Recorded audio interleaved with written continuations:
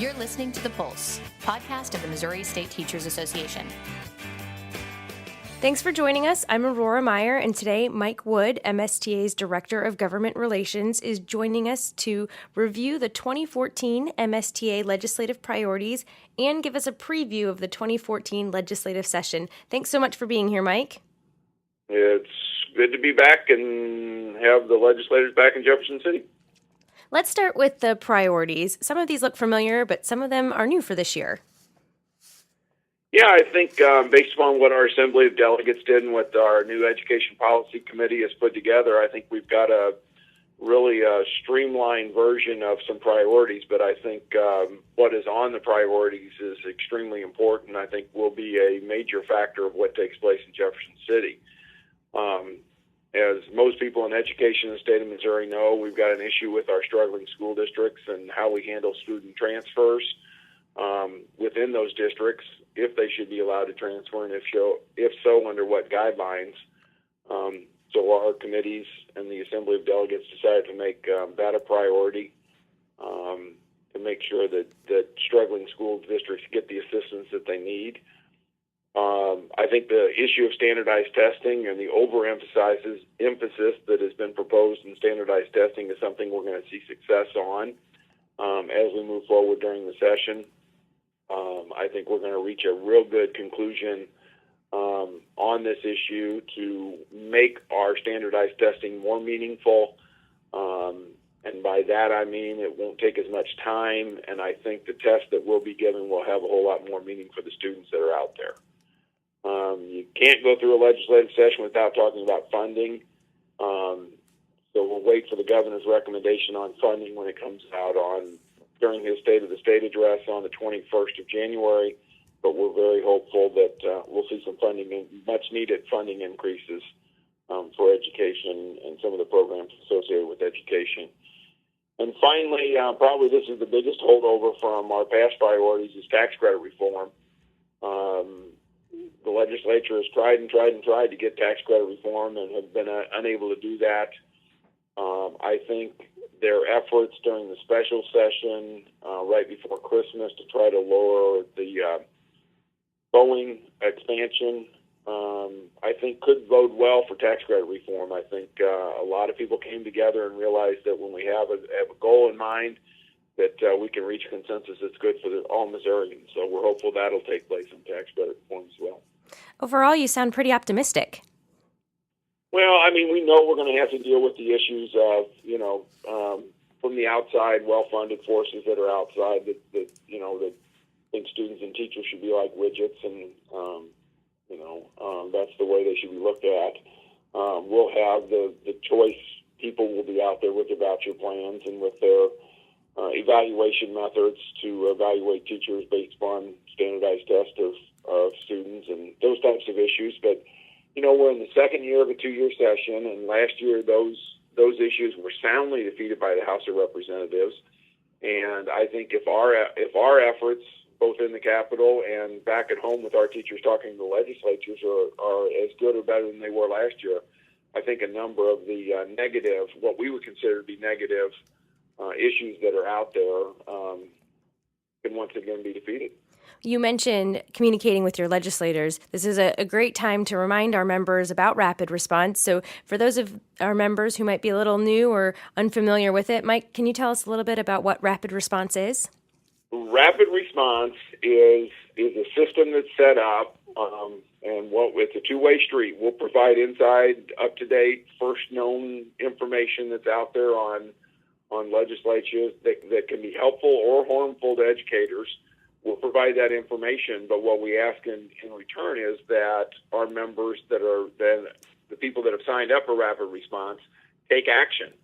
And by taking action, we pre-write the facts of what may be going on with the bill, why it's good or bad in an email.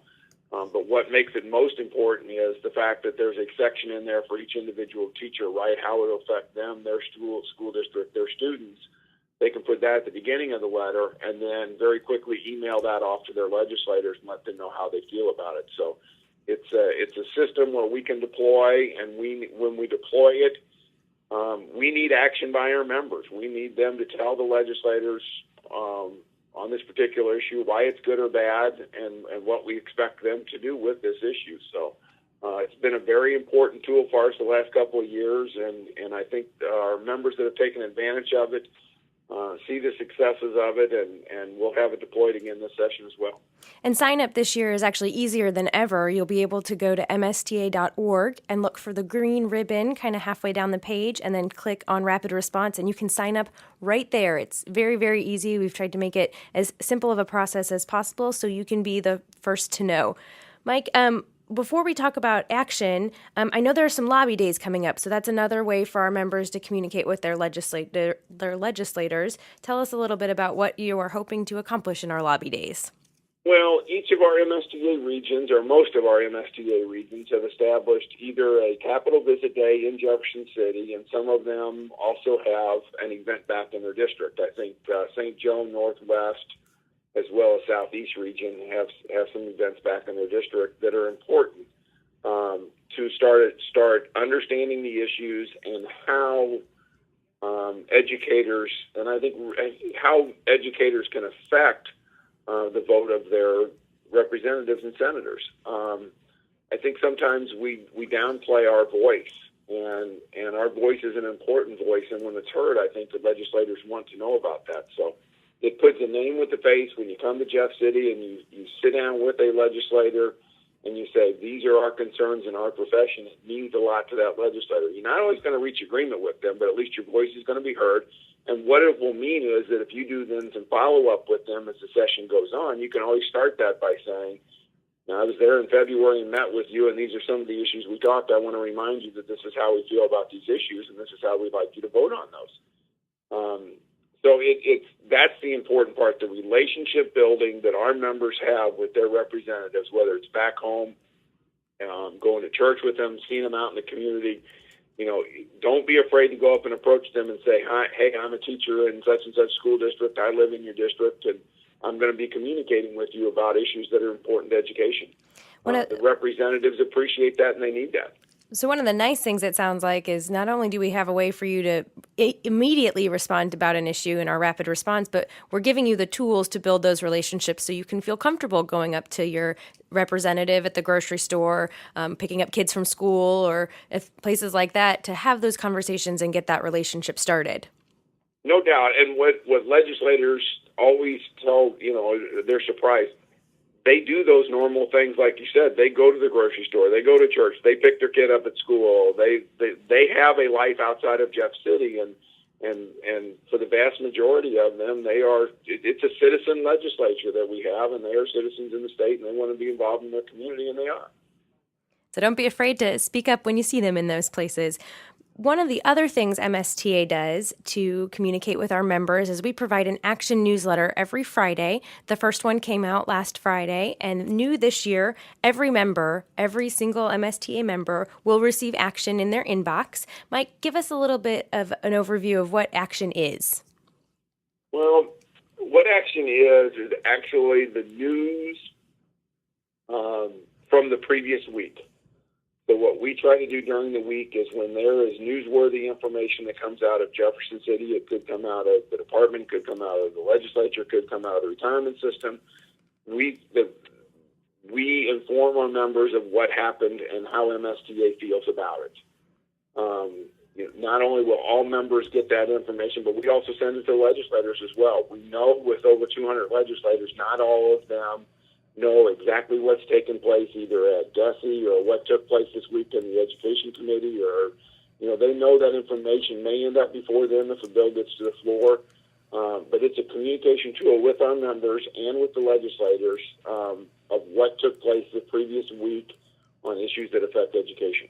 And if you accidentally delete it from your inbox, on that green ribbon we talked about a few minutes ago on our website, msta.org, there is a way for you to view all of the past issues. So, for example, you went on vacation and you accidentally deleted it, or you missed it somehow, you can always check out and see what has happened. That's a great way to stay up to date on what's going on. The legislative session started last week, so what's the atmosphere there so far? We've got our priorities, we've got our ways to communicate, but what's the word on the ground?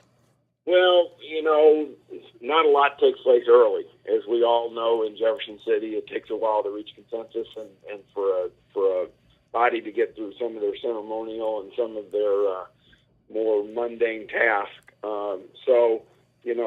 The mood right now is optimistic. They can reach some agreement on some of the big issues that are before them, but the real work will start in a couple weeks.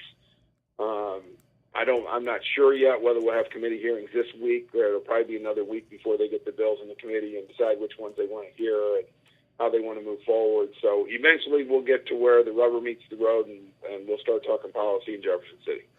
So the moral of the story for our members is keep in touch with us, make sure you're reading Action, and make sure you're establishing those relationships. Any additional advice, Mike? I would say just pay attention to what's going on and make your voice heard. Thank you so much for joining us. We'll let you get back to it. And to our members, if you needed a pen and didn't have it, we'll have the links we talked about in this podcast available in the description. Have a great day.